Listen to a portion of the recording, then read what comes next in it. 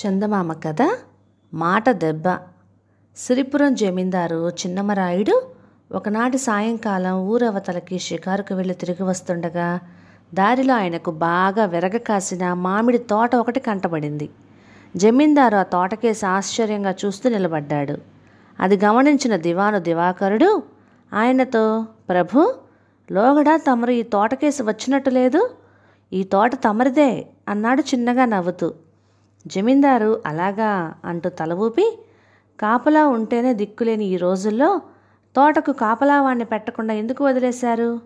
వెంటనే ఎవరో ఒకరిని కాపలాదారుగా నియమించండి అని దివాను మీద చిరాకు పడ్డాడు. దివాను వినయంగా, తోటకు కాపలా లేకపోవడం ఏమిటి ప్రభు? రంగన్న అనేవాడు ఈ మామిడి తోటకు కాపలాదారు. చాలా నమ్మకమైన మనిషి. ఎంతో కాలంగా వాని నేను ఎరుగుదును. ఏ పని మీదైనా ఊళ్ళోకి వెళ్ళాడేమో అన్నాడు. అంతలో ఆయనకు తోటలోని ఒక చెట్టు నీడలో కూర్చొని ముసలావిడ కనిపించింది. దివాను ఆమెను జమీందారుకు చూపి, ఆ ముసలమ్మ రంగన్న తల్లి. ఆమె తోటలో ఉన్నంత వరకు చెట్ల నుంచి ఒక్క పిందెనైనా ఎవ్వరూ రాల్చి పట్టుకుపోలేరు అన్నాడు.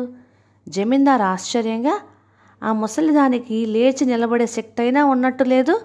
అది మామిడి తోటను కాపలా కాస్తుందా? ఏ దొంగవాడో వచ్చి కాయలు కూస్తుంటే లేవలేని ఆ ముసలిది ఏం చేయగలదు అన్నాడు. అందుకు దివాను, ప్రభు, తుంటరులను దొంగలను అదిలించటానికి మనిషికి కేవలం కండబలమే అన్ని సందర్భాల్లోనూ పనికిరాకపోవచ్చు. ఒక్కోసారి మాట దెబ్బతో అవతలి వాణ్ణి చిత్తు చేయవచ్చు. ఈ ముసల్ది అసాధ్యురాలని అలాంటి మాట దెబ్బతో ఎదుటి వాళ్ళను ఎన్నో సందర్భాలలో హడలగొట్టగలిగిందని ఊళ్ళో అంతా అనుకుంటూ ఉంటారు అని చెప్పాడు. ఇది విని జమీందారు మరింత ఆశ్చర్యపోతూ, అయితే మనం తోటలోకి వెళ్ళి మామిడికాయలు కోయటానికి ప్రయత్నిద్దాం. ఆ ముసలమ్మ మనల్ని ఎలా ఆపగలదో తెలిసిపోతుంది అన్నాడు. జమీందారు దివాను తోటలోకి వెళ్ళి ఒక చెట్టు కింద నిలబడ్డారు. ఎవరో కొత్త వాళ్ళు తోటలోకి వచ్చారని గ్రహించి ముసలమ్మ మెల్లగా అడుగులో అడుగు వేసుకుంటూ వాళ్ళది ఉన్న చోటుకి వచ్చింది. దాపులనున్న ఒక చెట్టు నుంచి కాయలు కోద్దామనుకున్న జమీందారుకు అక్కడ గడ్డి మేస్తున్న 2 కోడె గిత్తలు కనిపించాయి. ఆయన ముందుకు వెళ్ళటానికి సంకోచించి ముసలమ్మను, అవ్వా, ఆ గిత్తలు పోట్లమారివి కాదు గదా అని అడిగాడు. ముసలమ్మకు చూపు తక్కువ. ఆమె జమీందారును చూసి ఎంతో కాలమైంది. ఆ కారణం వల్ల ఆమె జమీందారును గుర్తుపట్టలేక ఆయనకేసి కోపంగా చూస్తూ, మీరు ఏ పని మీద వచ్చారో నాకు తెలుసు. ఆ గిత్తలు పోట్లమారేవో కాదో నాకు తెలీదు. వాటికి తమ గడ్డేదో తాము తినడం తప్ప తమది కాని గడ్డి కరవటానికి ఇతరుల తోటల్లోకి జొరబడవు అన్నది. ముసలమ్మ మాటల్లోని వ్యంగ్యం జమీందారుకు చురుక్కుమని తగిలింది. ఆయన చప్పున వెనుదిరిగి తోట బయటికి నడవసాగాడు. దివాను తృప్తిగా తలాడిస్తూ ఆయనను అనుసరించాడు. ముసలమ్మ వాళ్ళకేసి చూస్తూ కొంతసేపు నిలబడి తర్వాత వెళ్ళి చెట్టు నీడలో కూర్చున్నది. తోటలో నుంచి బయటకు వచ్చాక దివాను జమీందారుతో, చూశారా, అర్థం చేసుకోగల మనిషికి మాట దెబ్బ తట్టుకోవటం ఎంత కష్టమో అన్నాడు చిన్నగా నవ్వుతూ. జమీందారు చిరునవ్వు నవ్వుతూ అవునన్నట్లుగా తల ఊపాడు. వాళ్ళు తోటలో నుంచి కాలిబాట దగ్గరకు రాగానే ఊళ్ళో నుంచి తిరిగి వస్తున్న రంగన్న వాళ్ళకు ఎదురుపడి నమస్కరించాడు.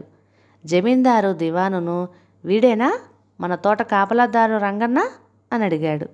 అవును ప్రభు అన్నాడు దివాను. జమీందారు రంగన్న కేసి మెచ్చుకోలుగా తలాడించి, ఒరే రంగన్న, నీ చేతిలోని బాణాకర్ర దెబ్బకు సాటి రాగలదురా మీ అమ్మ మాట దెబ్బ. ఇదిగో నా బహుమానం, ఈ డబ్బు మీ అమ్మకి ఇవ్వు అంటూ చొక్కా జేబులో నుంచి 10 వరహాలు తీసి రంగన్న చేతిలో పెట్టాడు.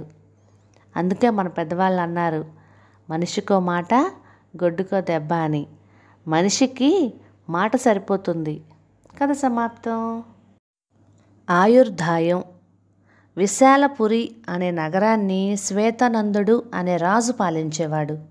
ఒకరోజు అతడు అద్దంలో తన ప్రతిబింబం చూసుకుంటూ ముఖంలో 1-2 చిన్న చిన్న ముడతలు ఉండడం గమనించాడు. దాంతో ఆ క్షణం నుంచి శ్వేతానందుడికి తాను వృద్ధుడినైపోతున్నాను అని తీరని బెంగ పట్టుకున్నది. పేరు మోసిన ఎందరో వైద్యులు వచ్చి ఆ ముడతలు పోగొడతామని అతడి చేత అపారంగా ధనం ఖర్చు చేయించి రకరకాల ఔషధాలు తయారు చేసి ఇచ్చారు. శ్వేతనందుడు వాటన్నిటిని శ్రద్ధగా సేవించాడు. కానీ అద్దంలో చూసుకున్నప్పుడల్లా అతడికి ముడతలు మరింత పెద్దవైనట్టుగా కనపడసాగాయి. దీనితో అతడు ఎక్కడా లేని విచారంతో కుంగిపోసాగాడు. ఒకనాడు మంత్రి ముకుందవర్మ అతడితో, ప్రభు, 5 పదులు కూడా పూర్తిగా నిండని తమకి ఈ విచారం అప్పుడే తగదు. అయినా సువర్ణ నగరంలో ఉన్న మలయుజుడనే బిషగర్భుడు కాయకల్ప చికిత్సలో సిద్ధహస్తుడని నాకు తెలిసింది. మీరు నవనవలాడుతూ కనపడాలంటే అదొక్కటే శరణ్యంగా కనిపిస్తున్నది అన్నాడు. ఇందుకు శ్వేతనందుడు అయిష్టంగా, సువర్ణ నగర రాజు సింహవర్మ మనకు భద్రశత్రువు కదా, మలయుజుడి నుంచి నేను చికిత్స పొందకుండా తప్పక అడ్డు తగులుతాడు అన్నాడు. మనం ఈ చికిత్స గురించి మరెవ్వరికీ తెలియకుండా రహస్యంగా ఉంచుదాం. ధనిక వర్తకుల వేషాల్లో మనం స్వయంగా సువర్ణ నగరం వెళ్ళి ఆ మలయుజుడితో సంప్రదిద్దాము అన్నాడు ముకుందవర్మ. రాజు మంత్రి మారువేషాల్లో సువర్ణ నగరానికి బయలుదేరారు. దారిలో వారికి ఒక చెట్టు కింద తీరిగ్గా కూర్చొని కునిరాగాలు తీస్తున్న ముసలివాడొకడు కనిపించాడు.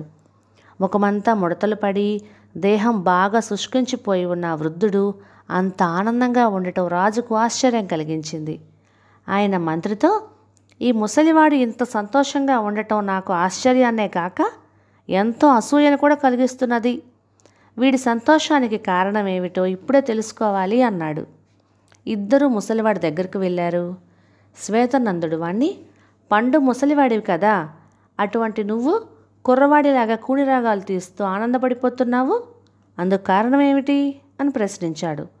ముసలివాడు రాజుకేసి చురచురా చూస్తూ, నేను పండి ముసలినా, అలా అని ఖచ్చితంగా ఎలా చెప్పగలవు అని ఎదురు ప్రశ్న వేశాడు. అందుకు శ్వేతనందుడు నవ్వి, నీ ముఖం మీద ఉన్న ముడతల్ని, ఎండు కట్టెలాగా ఉన్న నీ శరీరాన్ని చూస్తుంటే నువ్వు ఎంత ముసలివాడివో ఎవరైనా గ్రహించగలరు అన్నాడు. ముఖం మీది ముడతలా, ఎండు కట్టెలా ఉన్న శరీరమా? ఇది నిజమే కావచ్చు.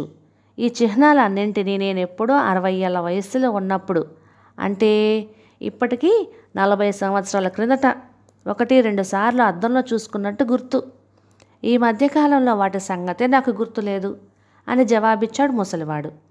ఇది విని శ్వేతనందుడు ఆశ్చర్యపడి, ఇప్పుడు నీ వయస్సు 100 ఏళ్లకు పైబడిందన్నమాట అన్నాడు. ముసలివాడు అవునన్నట్టుగా తలూపాడు. రాజు వాడికి తానెవరైనది, సువర్ణ నగరానికి ఎందుకు పోతున్నది చెప్పాడు. ముసలివాడు మందహాసం చేస్తూ, ప్రభు, కాయకల్ప చికిత్స కోసం తమరు అంత దూరం వెళ్ళవలసిన అవసరం లేదు, అదేమిటో నాకు తెలుసు అని రాజును మరి కాస్త దగ్గరికి రమ్మని ఆయన చెవిలో ఏదో చెప్పాడు. శ్వేతనందుడు నవ్వి తన దగ్గరున్న సంచిలో నుంచి కొన్ని బంగారు నాణాలు తీసి ముసలివాడికి ఇవ్వబోయాడు. ముసలివాడు వాటిని తీసుకునేందుకు నిరాకరించి, ప్రభు, కలలో కూడా అనుకోని తమ దర్శన భాగ్యం లభించింది, అది చాలు, మీరివ్వజూపిన బంగారం నేనేం చేసుకోను అన్నాడు. రాజు మంత్రి అక్కడి నుంచి తమ నగరానికి తిరిగి వచ్చారు.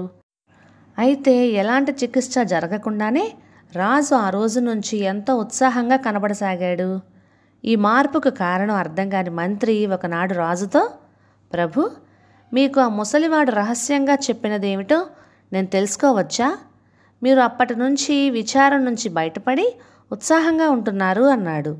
దానికి శ్వేతనందుడు పెరుగుతున్న వయస్సు కారణంగా శరీరంలో వచ్చే మార్పులను చూసి విచారించడం కన్నా ఆయుక్షీణం మరొకటి లేదు. వాటిని ఏమాత్రం పట్టించుకోకుండా మనస్సును ఎప్పుడూ ఆనందంగా ఉంచుకునేవాడికి ఆయుర్దాయం దానంతటా అదే పెరుగుతుంది. ఆ ముసలివాడు నాకు చేసిన కాయకల్ప చికిత్స ఇదే అని జవాబిచ్చాడు. వయస్సు శరీరానికే కానీ మనస్సుకు కాదు. మనస్సును ఎల్లప్పుడూ ఆనందంగా ఉంచుకోవాలి. అందుకు ఎవరికి వారే ప్రయత్నించాలి. కథ సమాప్తం. ఇక ఈ కథ మీకు నచ్చినట్లయితే ఇలాంటి మరెన్నో తెలుగు చిట్టిపొట్టి కథల కోసం please like, share and subscribe to my channel. Thank you.